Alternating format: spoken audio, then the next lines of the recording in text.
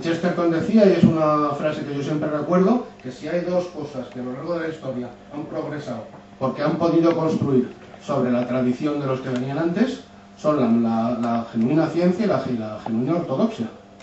Y es bonito que Georges Lemaitre sea un gigante en ambos sentidos. Y por lo demás, la última cosa que quiero yo apuntar en este momento es un episodio que a mí me llama, un detalle de su biografía que a mí me llama particularmente la atención por lo que tiene de actual, de testimonial para nosotros, y es el hecho de que Georges Lemaitre fuera capaz en su momento de, digamos, enfrentarse o oponerse a una tradición, no una tradición, sino una idea muy consolidada en su momento, que el propio Einstein apadrinaba, como era la oposición a un universo en expansión. En ese sentido, de hecho, como experiencia constatable, Lemaitre demuestra una gran libertad.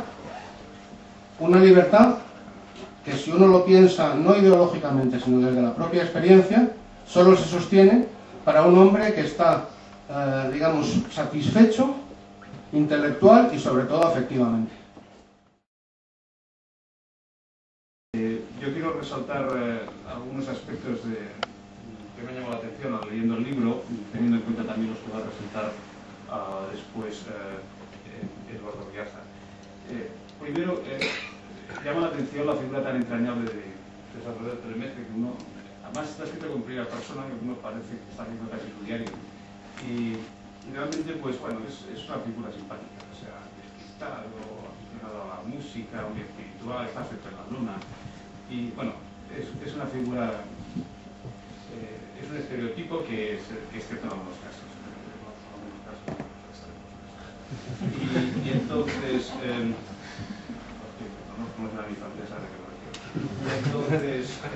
bien, pues bueno, esto en el aspecto humano, en fin, lo quiero comentar porque bueno, hace agradable la lectura del libro, hace que uno se identifique fácilmente con el personaje. De lo que voy a hablar más es algunas reflexiones sobre sociología científica, sobre las dificultades que tuvo Lemaitre para sacar adelante su teoría, y que creo que pueden ser útiles por distintas razones. Lo primero que quiero resaltar es las enormes dificultades que tuvo Lemaitre y el enorme mérito que tuvo el que sacara adelante sus propuestas, ¿no? Básicamente, Lemaitre es la primera persona que se da cuenta que de las ecuaciones de Einstein, que habían sido propuestas por Einstein y en cuya realidad se creía bastante, porque ya alrededor de 1920 es la teoría de la relatividad general, que es la teoría de la relatividad incluyendo gravitación y aceleraciones, pues había tenido una confirmación muy espectacular, pues sobre todo debido a la predicción correcta de la desviación de la luz en el Sol, la luz de las estrellas. Y o sea que, digamos, en los años 20 la teoría de la relatividad general estaba bastante bien asentada. La gente creía en las ecuaciones de Einstein, pero otra cosa era explorar las posibilidades matemáticas de las ecuaciones de Einstein, es decir, qué tipo de modelos del universo eran posibles. Entonces, que no quiere decir que todos se vayan a realizar, pero que en principio son posibles. Entonces, inspirado por el hecho de que Hubble en California había, alrededor de los años 20, había descubierto que las galaxias se alejaban, todas, de nosotros. O sea, da la impresión de que el universo estaba en expansión, que todas se están alejando, que se está expandiendo. Pues en parte inspirado por eso, pues Georges Lemaitre se pone a investigar las ecuaciones de Einstein y se da cuenta que una de las soluciones es un universo en expansión. Pero claro, eso tiene la implicación de que ha habido un instante inicial, ¿no? Y eso era una cosa que chocaba mucho con la mentalidad de la época. Todo el mundo tenía la idea de que el universo había existido siempre. Claro, eso es algo que intuitivamente desde niño uno lo ve tan estático que es lo primero que piensa, ¿no? De hecho, yo cuando era un niño pensaba que era estático. Pensaba, ¿cómo podía haber estado siempre el universo? No estaba yo muy al día de los acontecimientos, ¿no? Pero en cualquier caso, en los años 20 esa mentalidad la tenía todo el mundo, ¿no? O aparte, digamos, la idea de un instinto inicial pues tenía unas connotaciones un poquitín bíblicas, religiosas, que a mucha gente escéptica pues le chocaban, ¿no? Claro, eso para George Lemaitre no era una dificultad en particular, ¿no? Casi una motivación. Eso no quiere decir que uno, digamos, tenga que estar completamente condicionado por sus creencias, pero, digamos, para un cristiano, digamos, tiene total libertad para investigar, porque sabe cualquier cosa que descubra si es correcta, pues la que ha podido. Entonces, esa libertad la tuvo siempre él. Ahora, que si hubiese resultado que el universo hubiese sido eterno, pues bueno, es decir, también se podría haber encajado. Es decir, conceptualmente es también relevante posible. Otra cosa es que sí, de hecho, un universo con un instante inicial encaje mejor con el relato bíblico. Eso es una también muy contestable.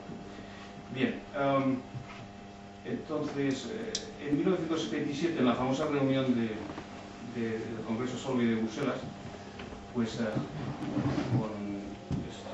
George Lemaitre todavía es una persona relativamente joven, o sea, alrededor de unos 30 años tendría, y quiere hablar con Einstein, que ya era una celebridad en aquel momento. Señor Einstein, me gustaría hablar con usted sobre un tema que me preocupa.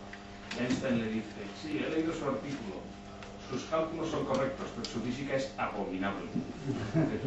Bueno, no sé, yo creo que cualquiera nos habríamos quedado ya descolocado, que más de uno habría abandonado la carrera científica. Pero en fin, George Lemaitre siguió adelante. Pues mirad, yo, de los libros que tengo en casa, la mayor parte son de biografías de físicos. O sea, los libros de física, porque tengo también de otros, ¿eh? Entonces, de libros de física casi todos son biografías. Por eso que os decía, porque me parece que contextualizar la ciencia y ver un poco qué cosas se cuecen en aquel entonces, cuáles son las corrientes filosóficas, cuáles son las corrientes artísticas, o sea, situar históricamente cómo se llega a cabo una teoría científica, me parece que es muy interesante. O sea, ver, por ejemplo, cómo Darwin saca su teoría de la evolución, ver cuál es el contexto filosófico de esa época, me parece que es muy, muy interesante. En mis clases de física, doy clases en primero de bachillerato. Y doy primero la química y luego la física porque me parece que tiene un aparato matemático mucho menor la química y es un poco introducirse hacia la física que comporta un lenguaje matemático más complejo, ¿no? Entonces a mí una de las cosas que me gusta es situar históricamente lo que voy a explicar. Y empezamos en el siglo XVII, XVIII, que es cuando nace la química, y los planteamientos que nos hacemos son planteamientos que se hacían en aquella época. O sea, no dejo para nada que un alumno pues me hable de los electrones o de los protones porque no se conocían en aquel entonces.